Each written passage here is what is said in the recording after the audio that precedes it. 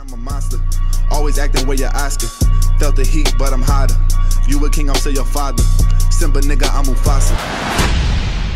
It's your boy Emperor Mufasa. Did you guys hear Lonzo Ball in that intro? That man has more bars than a prison. But anyways, as you guys saw in today's thumbnail, today we're going to cover on those must-have badges at the park, the ones you really need at the park that's going to help you out so much at the park. So if you're new to my YouTube channel, be sure to hit that subscribe button. It helps the channel grow. I appreciate it. Let's get 3,000 likes, but nonetheless, let's jump right into it. Alright, here on the left side of your screen, you're going to be seeing all the archetypes we're going to cover in today's video. Now, I'm going to break down every single archetype, and we're going to go around the top 3 must-have badges for every single one of these archetypes you see on your screen. Because most likely, if you make a new archetype, you hate grinding for those badges. But today we're going to cover on the ones you absolutely need. So first of all, let's start off with the Playmaker. As you guys know, in my opinion, I feel like the Playmaker is one of the best archetypes in NBA 2K17. But you see the badges, the upgradable badges, the Flashy Passer and the Lob City Passer are just pointless for the park. Really, a Flashy Passer badge is really going to help me out at the park. And a Lob City Passer, you don't really need to grind for those badges.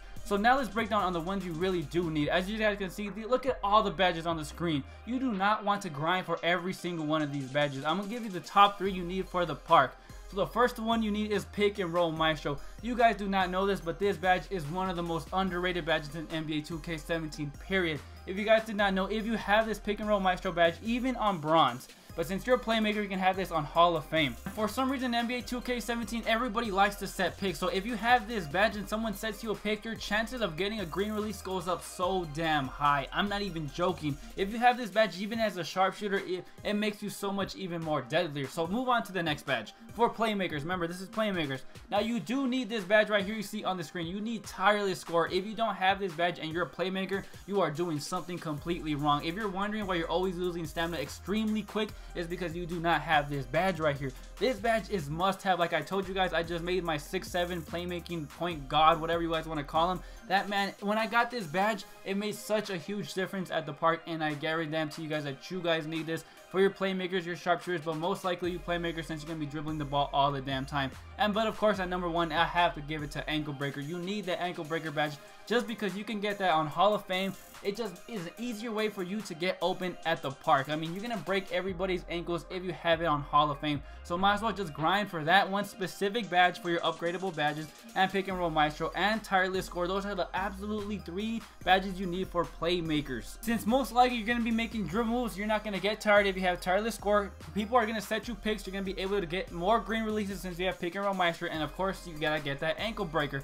So let's move on to the next archetype, which is going to be the Sharpshooter, which is like the second most popular archetype in NBA 2K17 this year in NBA 2K17. So let's move on to the top 3 must-have badges for a sharpshooter. I'm gonna start off at number 3 with the Catch and Shoot badge. I cannot tell you how important this badge is for you damn sharpshooters. Since most likely you guys do not have those elite dribble moves, you guys need to be able to hit your wide open shots. That's what a sharpshooter does. So this Catch and Shoot badge is very easy to get and is very damn effective at the park. Since I don't have a sharpshooter personally, I can't tell you how many times I've passed it to a sharpshooter in the corner wide open and he misses the shot. I can't imagine how frustrating that must be for you sharpshooters. So I guarantee you're gonna need that damn badge. And again, second, I'm gonna put it at Pick and Roll Maestro, even for you sharpshooters. Like I said, since you guys are sharpshooters, you do not have the best dribbles or the best handles in the world, and most likely people are gonna set you picks, right? You need this Pick and Roll Maestro so you can get even more green releases. Imagine you guys with your 95 plus a jump shot ability from mid-range and deep range.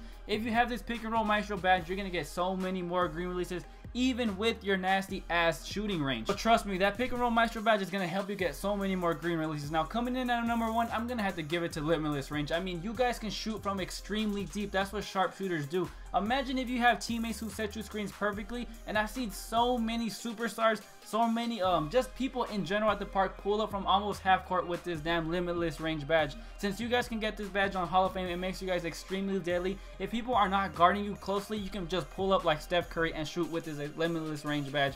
So if you're a sharpshooter, this is a must-have badge, the most effective badge for sharpshooters. Make sure you have those 3 badges if you're a sharpshooter and you want to get more results at the park. So now coming in, let's move on to the next archetype, which is going to be a slasher. Now I really don't see that many slashers, but yes, I actually do see quite a bit of them, honestly, now that I'm thinking about it. So let's go to the top 3 for the slashers. Now we're going to go over the first one. It's going to be difficult shots. If you guys did not know, slashers are actually have the second highest what's it called, fading mid-range, fading 3-point shot in NBA 2K17. So that's why I put difficult shots as a number 3 badge, must-have badge for slashers. You guys can fade. If you guys did not know, if you're a slasher right now watching this video, you guys can have a really good mid-range fading jump shot. Just make sure you have this difficult shots badge because people are going to be in your face. You don't have the best dribble, so that means you're going to have a lot of contested shots, and that difficult shots badge is going to come in handy. Now the next must-have badges for slasher is going to be this relentless finisher, man. I mean, this is just plain and simple. Since you guys are going to be driving into the basket trying to get those posterizers, those contact layups, you're going to need this relentless finisher badge. And I cannot stress you how much this badge actually is effective for every single archetype, not just slashers. I mean, you're going to get the best animations, especially since you're a slasher, but if you have this badge, you're going to get even better animations if you get this badge. So make sure you get that relentless finisher badge. It's not that hard to get even.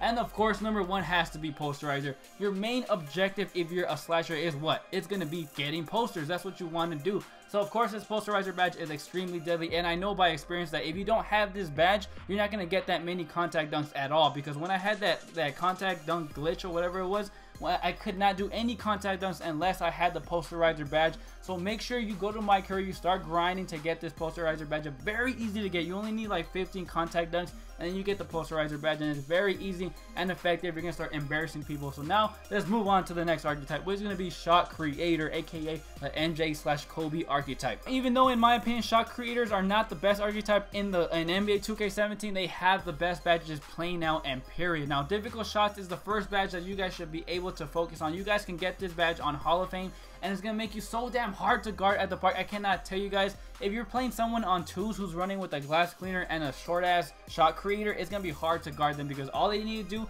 is run over that screen and just fade. That's exactly why you guys need that difficult shots badges, to just hit those wide open fading jump shots. Now the second badge that you guys must focus on is going to be tireless score. Since you guys have the best badges in the world, I'm talking about you guys can fade, you guys can break ankles, you guys can make shots in people's faces. You're going to need this tireless score badge because you guys do have good handles, but you don't really have that speed. So people are going to be in your face. So you're going to need the tireless score badge to make those contested shots. So make sure you start grinding for that badge. It's not that hard to get, trust me. You guys already see all the requirements right under the badge. And of course, number 1 is going to be that shot creator badge. I mean, that shot creator badge, that ankle breaker badge. You're going to need that ankle breaker badge, just say it plain out and simple. You're going to want to break ankles. You want to get yourself open. You want to get your teammates open. That's exactly what the ankle breaker does. And I mean, on top of it all, you just want to embarrass people, right? That's what we go to the park to do. We want to make people fall to the floor. You want people to pray to your knees. You want people to make you feel like a dribble god. So make sure you get those 3 badges in order to be a better player as a shot creator at the park. Now, coming into the next archetype and the last archetype, I believe is going to be the lockdown defender. Now everybody was making fun of this archetype in the beginning of the year, calling it useless, but if you have a good lockdown defender that knows how to use it, it's going to be hard to go up against that person. Now the first badge that you need to focus on is going to be rim protector. Now this badge is not that important for a lot of us, but since you're a lockdown defender and defense is your thing, being a rim protector is going to help you out substantially at the park. So just trust me, it's not one of those must-have badges, but it's going to help you out get those better animations, going to get more steals if people come into the paint, which that's what people like to do. And if you're going to be a lockdown defender, you're going to be guarding a lot of centers. Now coming in for the next badge is going to be the defensive stopper badge. Now I believe you guys can get this one on Hall of Fame, and this one overall is like probably the best badge for a lockdown defender in my opinion, because you're going to be knocking people's badges down substantially. I mean, if you go up against a playmaker who has ankle breaker on Hall of Fame, let's say, I guess you knock that down to at least a silver badge or something like that. So that badge is extremely useful for a lockdown defender. It's going to be that defensive stopper badge. Now number 1 you guys should focus on, of course, is going to be that pickpocket badge. You guys absolutely need that badge. I cannot tell you how many times I've gone up against lockdown defenders personally, and those guys just rip you. They just rip you like crazy. It's like my career. You know how in my career we all just rip the ball from the computers? You guys can do that at the My Park against real people if you have this pickpocket badge. Since you guys can get it on Hall of Fame, it's extremely hard to go against lockdown defenders. Most likely, if you're a playmaker, you have to go around them instead of right at them. So that's why you guys need these pickpocket badge if you're a lockdown defender. That's a must-have badge for your lockdown defenders. But anyways, guys, if I went over your archetype, make sure you focus on those 3 badges first. If all you want to do is play at the park, you don't have to get every single badge in the world to be effective at the park. But thank you for checking out the YouTube video. If you're new, hit that subscribe button. I really do appreciate it. Let's get 3,000 likes on this YouTube video. It's been your boy, Emperor Mufasa, and I'll see you guys in the next one. Peace!